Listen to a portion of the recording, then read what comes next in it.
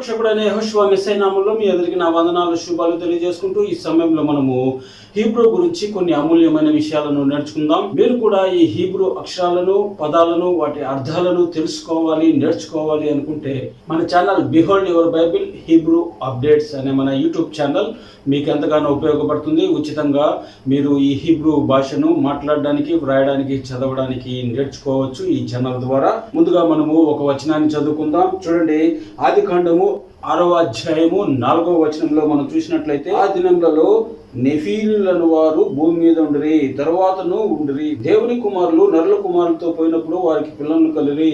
పూర్వకాలం ముందు పేరు పొందిన సూర్యులు వీరే అని ఇక్కడ రాయబడినట్లుగా మనం చూస్తున్నాం. అదే విధంగా మనం చూస్తే సంఖ్యాకాండము 13వ అధ్యాయము 33వ వచనంలో మనం చూస్తే, అక్కడ నెఫీలీల సంబంధులైన అనాకు వంశపు నెఫీలీలను చూచితిమి, మా దృష్టికి మేము మిడతల వలె ఉంటిమి, వారి దృష్టికి అట్లే ఉంటిమనిరి. ఇక్కడ మనం చూసినట్లయితే ఆదికాండము 6వ అధ్యాయం 4వ వచనంలో ఇక్కడ నెఫీలీలను చూస్తున్నాము. ఈ నెఫీలీలు తర్వాత కూడా ఉన్నారు అని మనం చూసినట్లయితే, ఇక్కడ సంఖ్యాకాండంలో 13వ అధ్యాయంలో ఇక్కడ మళ్ళీ ఈ నెఫీలీలు అనేవారు కనపడుతున్నారు. ఈ 6వ అధ్యాయం తర్వాత జలప్రలయం అనేది వచ్చింది. ఈ భూమి మీద ఉన్న అందరూ కూడా చనిపోయారు. ఒక నోవహు కుటుంబము, వారి పిల్లలు అంటే 8 మంది మాత్రము రక్షింపబడ్డారు నోవహు జలప్రలయం చూసినప్పుడు. కానీ ఇక్కడ మనం చూస్తే సంఖ్యాకాండము 13వ అధ్యాయం 33వ వచనంలో, అక్కడ నెఫీలీల సంబంధులైన అనాకు వంశపు నెఫీలీలను చూచితిమి. ఈ నెఫీలీల వంశం అనేది ఇక్కడ ఎలా వచ్చింది అనే విషయాలను మీరు రానున్న రోజుల్లో మన ఛానల్ ద్వారా మీరు తెలుసుకోవచ్చు. ఈ సమయంలో నెఫీలు అంటే ఎవరు, ఆ పేరుకున్న అర్థాన్ని నేను మీకు తెలియజేస్తాను. శ్రద్ధగా వినండి. ఈ విషయాలు చివరి వరకు మీరు చూడండి, అప్పుడే మీకు ఈ విషయాలన్నీ కూడా అర్థమవుతాయి. చూడండి, ఇక్కడ మనం చూసినట్లయితే మీకు ఇక్కడ చిత్రలిపి అనేది వేశాను. ఈ నెఫ్లీలు ఎలా ఉంటారు అనేది మీకు అర్థం అవడానికి ఇక్కడ ఒక చిత్రలిపి అనేది వేశాను. ఈ చిత్రలిపి మీరు చూసినప్పుడు చూడండి, ఒక నెఫ్లీలు ఉన్నాడు, ఇక్కడ ఒక మానవుడు అనేవాడు ఉన్నాడు. ఇక్కడ చూసినప్పుడు వీరికి మనుషులకు ఉన్న వ్యత్యాసము ఏంటి అనేది మీకు ఈ చిత్రలిపిలో చూసినప్పుడు మీకు అర్థమవుతుంది. వీరు ఎలా ఉన్నారు అంటే భారీ శరీరంతో ఉన్నారు అనేది మనకు ఈ చిత్రలిపిలో చూసినప్పుడు అర్థమవుతుంది. ఆజానుబాహులుగా ఉన్నట్లుగా మనకు ఇక్కడ అర్థమవుతుంది. చూడండి, ఆ విషయాలనే మనము ఈ హీబ్రూ అక్షరాలలో, ఆ పదంలో ఉన్న విషయాలను మనము నేర్చుకుందాం. చూడండి, నెఫిలీలు అనేది బహువచనం. హీబ్రూలో దీన్ని ఏమని పిలుస్తారు అంటే నెఫ్లీం. హీబ్రూలో నెఫిలీలను నెఫ్లీం అంటారు, బహువచనం. కానీ మనం ఇక్కడ చూస్తుంది నఫాల్ అంటే ఒకరి గురించి మనం మాట్లాడుతున్నాము. ఈ నఫాల్లో ఈ ఒక్కరిలో ఏముంది అనేది హీబ్రూ అక్షరాల్లో మనం చూస్తే ఈ నెఫ్లీలు అనేబడేవారు ఎలా ఉండేది మనకు అర్థమవుతుంది. చూడండి, ఇక్కడ రాయబడి ఉంది నూన్ పే యోద్ లామెద్. నూన్ పే యోద్ లామెద్ అనేటివి ఈ 4 అక్షరాలను నేను ఇక్కడ రాసి ఉంచాను. పేరును మనం చూస్తే నఫీల్. నఫీల్ అనగా ఏంటి అనేది మనము ఈ సమయంలో ధ్యానం చేద్దాం. ఈ నూన్ అనే దానికి అర్థము బీజము అనేది ఇక్కడ రాయబడి ఉంది. నూనె అనే అక్షరానికి అర్థము బీజము అంటే వంశము అనేది కూడా మనం చూడొచ్చు. వంశము అని కూడా మనం అర్థం చేసుకోవచ్చు. బీజము, వంశము అనేది కూడా మనం ఇక్కడ అర్థం చేసుకోవచ్చు. ఇక్కడ మనం చూస్తే పీల్, పే యోద్ లామెద్, పే యోద్ లామెద్, ఈ 3 అక్షరాలను కలిపి మనం చూసినట్లయితే పే యోద్ లామెద్ పీల్. పీల్ అనగా హీబ్రూలో ఏనుగు అని అర్థము, ఎలిఫెంట్. పీల్ అనగా అర్థము ఏనుగు, ఎలిఫెంట్ అని అర్థము. అంటే ఇది వంశము ఎలాంటి వంశం అంటే ఏనుగుల వంశము అని మనం చెప్పుకోవచ్చు. ఏనుగులంతా గంభీరమైన ఆకారంతో ఉన్నవారు అని మనకు ఇక్కడ అర్థమవుతుంది. నూన్ అనగా బీజము, వంశము అని అర్థము. ఈ పే యోద్ లామెద్ పీల్ అని మనం చూసినట్లయితే ఈ పీల్ అనే పదానికి అర్థము ఎలిఫెంట్, ఏనుగు అని అర్థము. ఏనుగు ఎలా ఉంటుంది, ఏనుగు ఎంత హైట్ అయితే ఉంటుందో, ఎంత లావ్ అయితే ఉంటుందో అంత ఆజానుబాహులుగా వీరు చూడడానికి అలానే ఉంటారు అనేది ఇక్కడ అర్థమవుతుంది. అందుకే మనం చూస్తే సంఖ్యాకాండము 13:33 మనం చూస్తే అక్కడ నెఫీలీల సంబంధులైన అనాకు వంశపు నెఫీలీలను చూచితిమి, మా దృష్టికి మేము మిడతల వలె ఉంటిమి, వారి దృష్టికి అట్లే ఉంటిమి అనేది ఇక్కడ మనం చూసినట్లయితే వారి దృష్టికి ఇక్కడ ఉన్న మనుషులు ఎలా ఉన్నారు అంటే మిడతల వలె ఉన్నారు అని అర్థమవుతుంది. నెఫిలీం, ఈ నెఫిలీం అనే ఈ పదంలో చూడండి, మనము చూసినట్లయితే వీటి అర్థాలను మనం చూస్తే బిబ్లికల్ హీబ్రూ బైబిల్లో రాయబడినట్లుగా స్ట్రాంగ్ మీనింగ్ ఏంటి అనేది మనం చూసినట్లయితే ఇది నపాల్ అనే పదం నుండి వచ్చింది. నెఫీల్ అనే పదం ఎలా వచ్చింది అంటే చూడండి, నూన్ పే లామెల్, నూన్ పే లామెల్, నపాల్. నపాల్ అనగా పడిపోయిన వారు అని అర్థం. నపాల్ అనగా పడిపోవడం అని. నపాల్, నూన్ పే లామెల్, నూన్ పే లామెల్.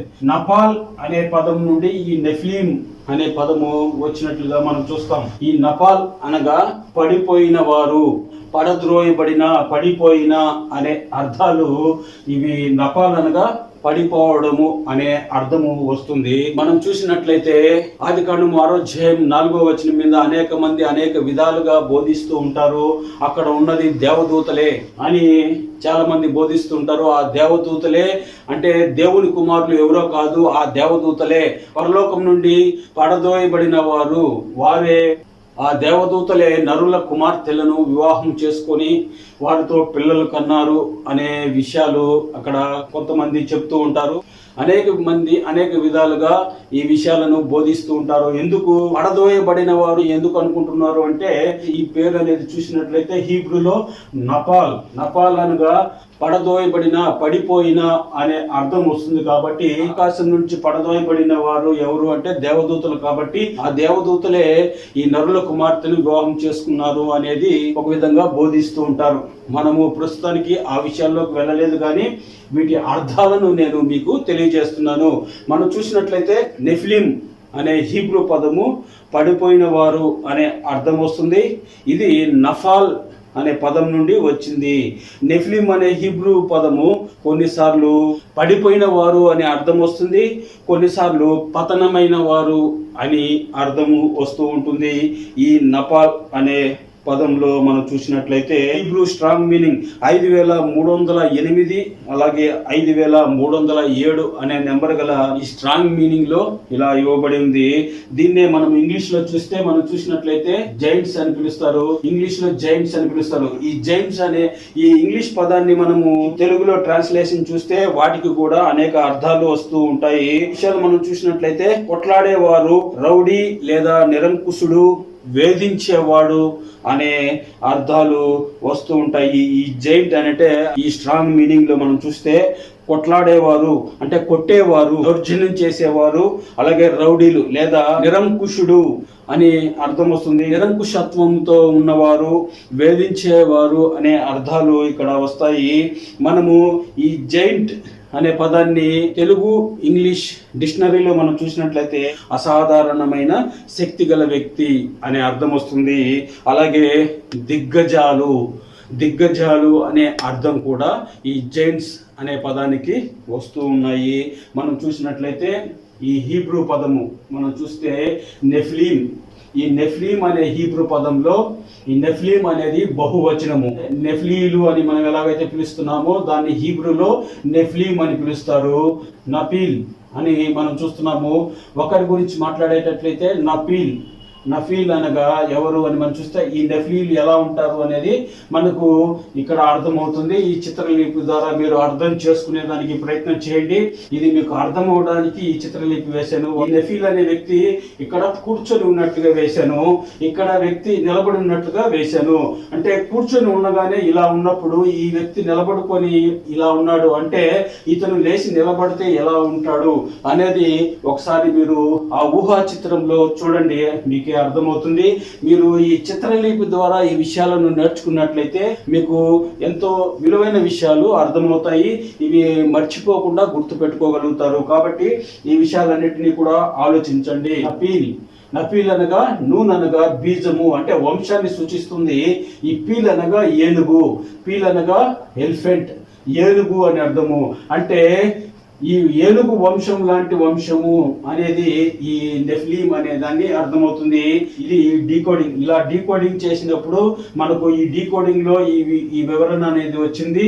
మనం చూస్తే ఈ విషయాలన్నీ మనకు అర్థమవుతున్నాయి. నపాల్ అనగా పడిపోయిన వారు, పడదోయబడిన వారు అనే అర్థాలు వస్తున్నాయి. ఈ నపిల్ అనేది స్ట్రాంగ్ మీనింగ్ లో మనం చూస్తే వీరు నిరంకుశులు, వేధించేవారు, కొట్లాడేవారు, రౌడీలుగా వీరిని మనము చూస్తూ ఉన్నాము. అలాగే ఈ విషయాలన్నీ మీరు శ్రద్ధగా ఆలోచించండి. ఇలా డీకోడింగ్ చేస్తే, ఈ అనాకీలను కూడా డీకోడింగ్ అనేది చేస్తే అందులో ఉన్న విషయాలు ఏంటి అనేది నేను ఆ విషయాలు కూడా మీ మధ్యకు తీసుకుని వస్తాను. ఈ నెఫ్లీం అనే ఈ పదంలో డీకోడింగ్ చేసినప్పుడు ఈ విషయాలన్నీ కూడా వచ్చాయి. కాబట్టి ఈ హీబ్రూ అక్షరాలను, పదాలను నేర్చుకోండి. అలాగే ప్రతి వీడియోను మీరు లైక్ చేయడం ద్వారా ఈ వీడియోలు మరొకరి వరకు రికమెండ్ చేయబడతాయి. మీరు నేర్చుకోకపోయినప్పటికీ ఈ హీబ్రూ భాషను నేర్చుకోవాలి అనే ఆసక్తి ఉన్న వారికి ఈ వీడియోలు రికమెండ్ చేయబడతాయి. కాబట్టి మీరందరూ కూడా చూస్తున్నవారు ఈ వీడియోలను లైక్ చేయండి. అలాగే మొదటిసారి మన ఛానల్ చూస్తున్నట్లయితే సబ్స్క్రైబ్ చేసుకోండి. తెలియని వారికి షేర్ చేయండి. ప్రతి వీడియోను కూడా మీరు చివరి వరకు చూడండి. అప్పుడే మీకు మరిన్ని విషయాలు అర్థమవుతాయి. హీబ్రూ నేర్చుకోవాలి, చదవాలి, వ్రాయాలి అని ఆసక్తి ఉన్నవారు మన channel behold your Bible Hebrew updates అనే యూట్యూబ్ ఛానల్ని దర్శించండి. మీ అందరికీ కూడా ఈ ఛానల్ ఎంతగానో ఉపయోగపడుతుంది. కాబట్టి ఆలోచించండి, సత్యాన్ని గ్రహించండి. అందరికీ మరొకసారి మన ప్రభువును రక్షకుడైన యెహోషువ మెస్సయ్య నామంలో వందనాలు, శుభాలు తెలియజేసుకుంటూ God bless you all. Thank you so much.